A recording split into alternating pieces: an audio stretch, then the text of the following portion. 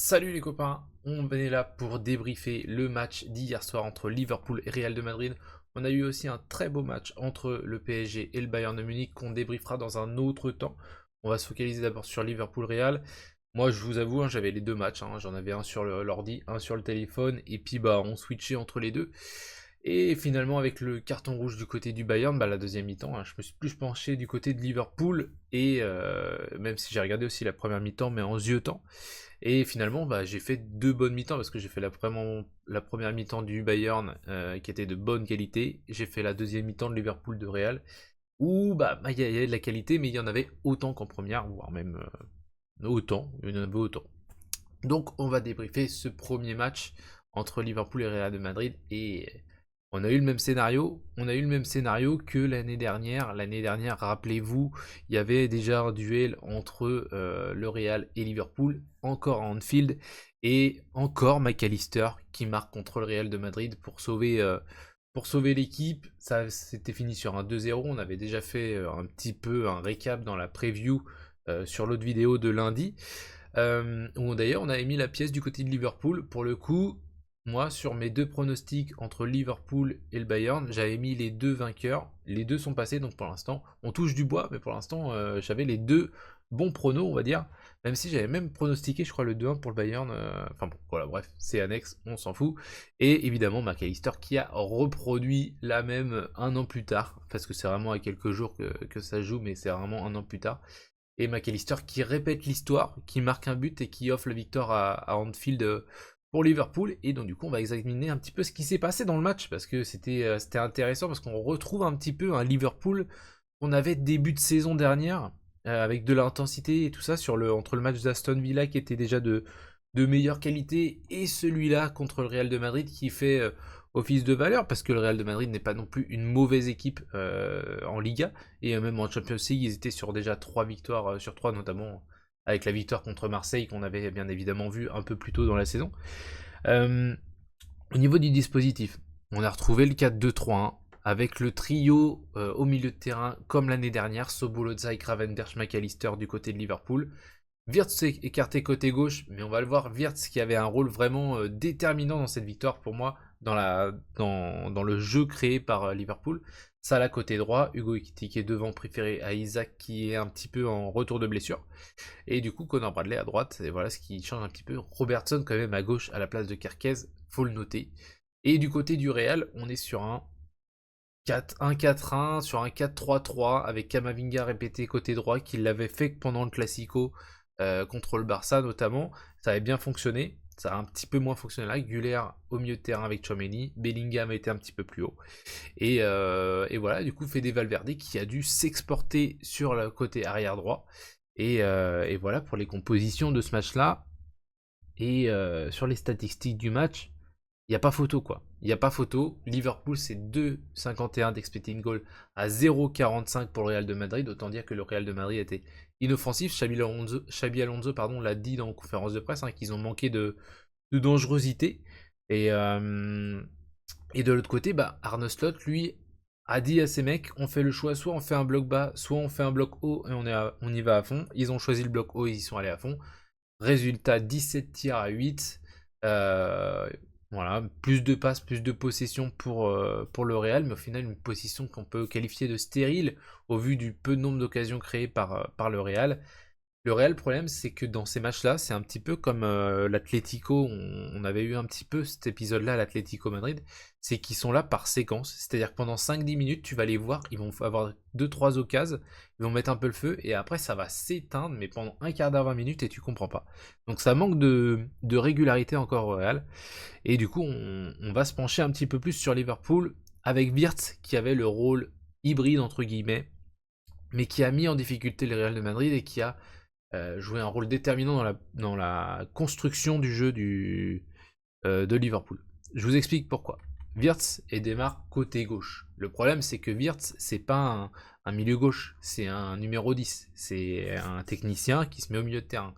Du coup, Wirtz, comme on le voit là sur le schéma, vous le voyez juste ici, qui rentre ici au milieu de terrain, qui vient rajouter de la densité avec un Ekitike et un Gravenberch et un McAllister, bien évidemment, qui s'alternent au milieu de terrain, avec un Sobolozai aussi, donc on voit une grosse densité au milieu de terrain, comme vous le voyez ici, et en face, il y a Tchouaméni, Arda Güler, le pendant du Real de Madrid, qui se positionne là, un Bellingham qui va chercher un petit peu plus haut, du coup, la défense du Real se retrouve en 4-4-2.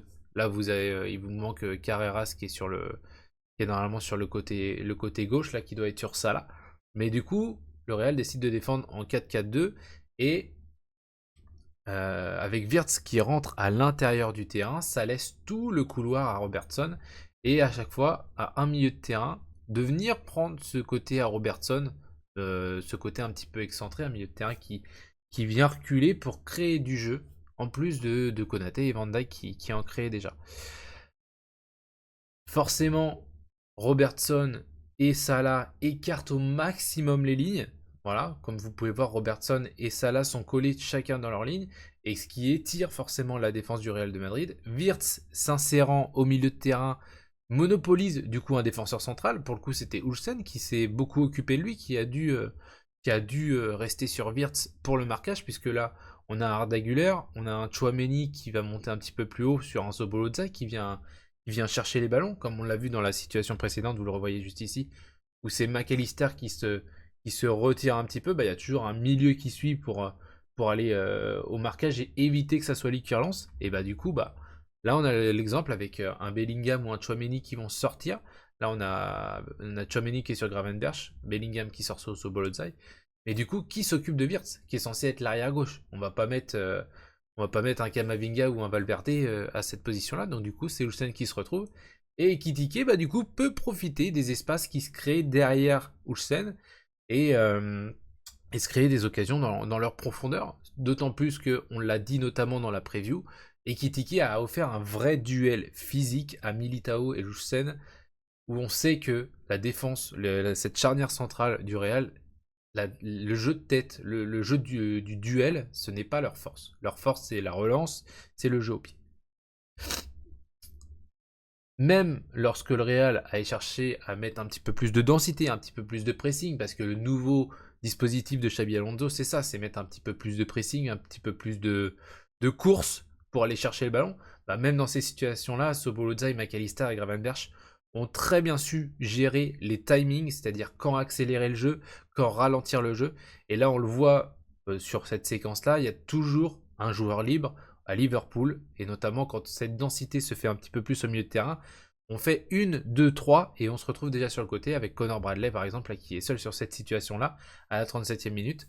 Wirtz, qui est encore au milieu de terrain, et qui vient chercher aussi, ce qui ramène Ulsen, et qui libère de l'espace pour Ekitike. Donc, toute une organisation anglaise qui a mis à mal ce Real de Madrid sur le déplacement défensif. Là, on peut voir encore un Salah aussi qui est resté haut. Donc voilà, le Real était en grande difficulté sur le milieu de terrain, sur la capacité qu'ils avaient à enchaîner 2-3 passes et ensuite se projeter avec des espaces grâce à un Wirtz qui rentre au milieu de terrain. Donc Wirtz, ça a été réellement la clé de cette première mi-temps, on va dire, à rentrer dans le milieu de terrain. Deuxième mi-temps, le Real décide de resserrer les lignes, de garder son 4-4-2, comme on le voit là, il est encore plus explicite, comme vous le pouvez voir ici. Un 4-4-2, mais beaucoup plus resserré entre la ligne de défense et la ligne du milieu de terrain. Ce qui a obligé, pour le coup, à mettre plus de joueurs entre ces deux lignes-là pour Liverpool. Ils ont cherché à mettre, voilà, là on le voit sur cette séquence-là, on voit un Salah qui est côté droit, qui est entre les deux lignes. On a un Bradley qui est arrière droit normalement, qui est monté dans cet espace-là. Wirtz, Sobolozza et Ekitike. On a 5 joueurs entre les lignes. Donc autant dire qu'ils cherchent toujours à garder cet espace-là pour jouer, mais malheureusement, étant très resserré, le Real limite les occasions, mais par contre, crée énormément de fautes et crée énormément de dangers dans tous les coups de pied arrêtés. On sait que l'Angleterre est spécialiste là-dedans, c'est eux qui sont à fond là-dedans sur la préparation au coup de pied arrêté, que ça soit corner ou coup franc. Et pour le coup, la sentence vient d'un coup franc, très bien tiré par Sobolozza, qui en avait déjà tiré 2-3 coups francs très très bien tirés avant celui qui arrive. Et puis arrive celui qui mène à la victoire avec McAllister, avec Ekitike qui est juste derrière, mais McAllister qui met sa tête et qui trompe un Thibaut Courtois. Un Thibaut Courtois énorme hein, sur ce match-là. Thibaut Courtois les sauve carrément. C'est lui qui les maintient en vie. C'est l'homme du match du Real de Madrid tellement il fait des arrêts mais de grande classe, de grande classe pour le coup parce que les arrêts qu'il fait c'est exceptionnel et il maintient ce Real en vie qui n'a pas été bon, qui n'a pas été bon hier soir et voilà. Mais du coup, on va quand même analyser un petit peu ce qui s'est passé au Real. Qu'est-ce qui se passe au Real? Bon, évidemment, quand tu démarres avec une composition avec Valverde arrière droit, Camavinga ailier droit, forcément, ton objectif, c'est pas forcément d'attaquer sur le côté droit. Surtout que de l'autre côté, tu as Carreras et Vinicius. Donc le jeu a fortement penché à gauche pour le Real de Madrid. On le voit là, Carreras, Bellingham qui vient demander des appels, et on a Mbappé qui décroche aussi sur le côté gauche, qui vient lui un petit peu des deux côtés, mais cherche les interespaces sur ce côté gauche avec Vinicius et Bellingham.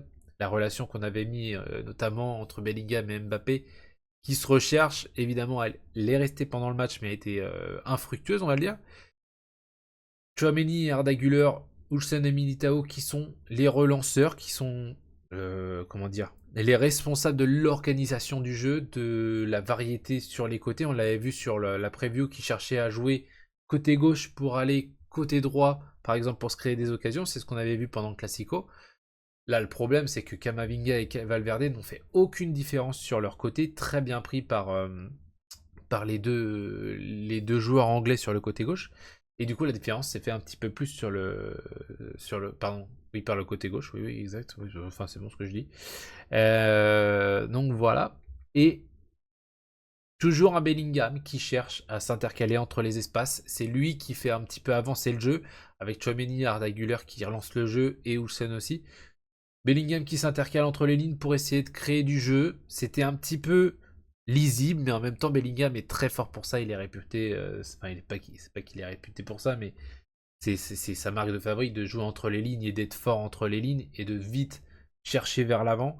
Là, on le voit encore avec cette situation-là où ils sont trois sur le côté avec Vinicius, Carreras et Bellingham qui vient d'une relance de derrière. Donc voilà. Et malgré ça, deuxième mi-temps, on décide de changer ce côté droit, on décide de décaler Arda Güler côté droit, on décide de faire rentrer Rodrigo côté droit pour apporter un petit peu plus de vivacité, plus de percussion sur ce côté droit madrilène pour aller embêter un petit peu les défenseurs de Liverpool. Mais malheureusement, ça ne conclura à rien puisque la défense de Liverpool dans le système où on voit là ce 4-3-3, ce bloc 4-3-3 est resté très compact, très solidaire entre eux. Beaucoup de communication, beaucoup enfin en fait, le Real n'a jamais réellement su comment dépasser cette équipe de Liverpool défensivement, qui a été agressive cette équipe de Liverpool, qui a été propre, qui a été technique, qui a été au-dessus de son adversaire pour le coup. Et forcément, on arrive à une conclusion qui fait que bah, le Real, aujourd'hui, est à égalité de points avec Liverpool. Mais du coup, les deux équipes sont à une défaite et trois victoires. Donc, rien de dramatique pour le Real de Madrid, encore une fois.